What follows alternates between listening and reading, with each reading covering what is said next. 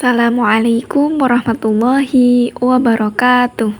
Gimana kabarnya hari ini? Sebelum memasuki materi, coba kalian gosokkan kedua telapak tangan kalian. Apakah kalian merasakan kehangatan? Nah, rasa hangat itulah yang disebut dengan suhu. Pengertian dari suhu sendiri adalah besaran yang menyatakan derajat panas dingin suatu benda. Nah, kita bisa merasakan suhu, tetapi kita tidak bisa mengukur suhu. Nah, mengukur suhu itu salah satunya dengan menggunakan termometer. Lalu apa skala yang menyatakan besaran suhu? Nah, skalanya itu ada 4. Yang pertama ada Celsius, Fahrenheit, Reaumur, dan juga Kelvin. Jadi kalian bisa menggunakan salah satu dari keempat skala tersebut. Oke, mari kita bahas satu persatu. Yang pertama ada Celsius dengan titik bawahnya itu 0 dan titik atasnya itu adalah 100, sehingga didapatkan panjang skalanya yaitu 100. Dari mana panjang skala itu? Dari selisih titik bawah dan titik atas. Titik atas dan titik bawah termometer itu maksudnya derajat yang ada pada termometer tersebut gitu. Selanjutnya ada Reaumur, di mana titik bawahnya atau derajat terendahnya itu adalah 0 dan titik atasnya itu adalah 80, sehingga panjang skalanya itu 80. Selanjutnya yaitu ada Fahrenheit, di mana memiliki titik bawah atau titik minimalnya itu di 32 derajat, jadi bukan 0 ya, dan titik atasnya itu ada di 212, sehingga panjang skalanya itu adalah 180.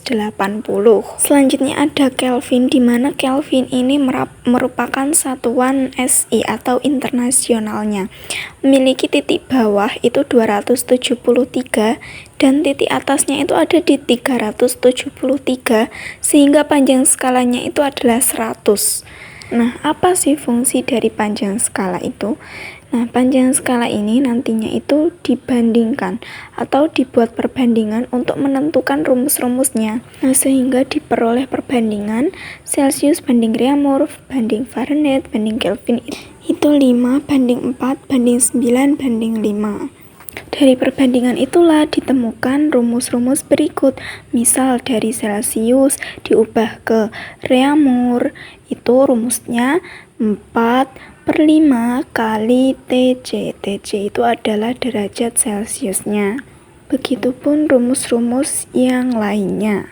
Langsung kita coba mengerjakan ya. Di sini diketahui ada 10 derajat Celsius. Ditanya itu berapa derajat Reaumurnya? Maka dijawab menggunakan perbandingan yang ada pada tabel rumus tadi, yaitu 4/5 dikali TC. TC-nya itu adalah 10 derajat Celsius, sehingga diperoleh 8 derajat Reaumur. Sehingga 10 derajat Celsius itu sama dengan 8 derajat Reaumur.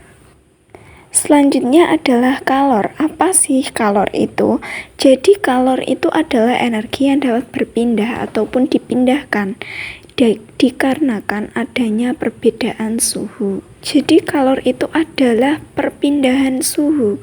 Nah, biasanya secara alamiah itu mengalir dari benda bersuhu tinggi atau panas ke benda yang bersuhu lebih rendah atau dingin. Nah, satuan kalornya itu adalah kalori, sedangkan dalam SI atau internasionalnya itu menggunakan satuan joule.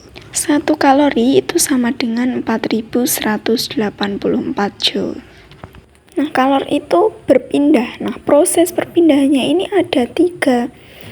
Yang pertama itu ada konduksi, konveksi, dan radiasi.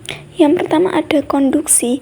Jadi konduksi ini perpindahan kalor melalui zat perantara tanpa disertai perpindahan bagian-bagian zat. Nah, contohnya itu saat ada api lalu kita memegang besi, kita arahkan ke api tersebut, maka panasnya itu menyalur ke tangan kita. Nah, dinamakan konduksi itu karena panasnya itu nyampe karena ada perantara besi. Selanjutnya ada konveksi, di mana perpindahan panas itu melalui media zat padat atau cair disertai perpindahan partikel zat yang dipanaskan.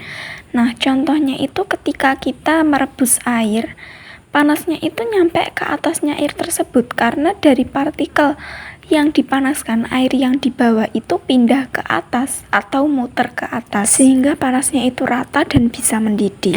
Yang terakhir ada radiasi, di mana perpindahan panas itu dalam bentuk gelombang elektromagnetik, jadi tanpa memerlukan zat perantara. Contohnya saat kita membuat api unggun, lalu kita meletakkan tangan kita di sekitarnya, itu akan terasa hangat, tetapi tidak ada perantaranya yang menghubungkan antara api dan tangan kita. Nah, itu yang disebut radiasi.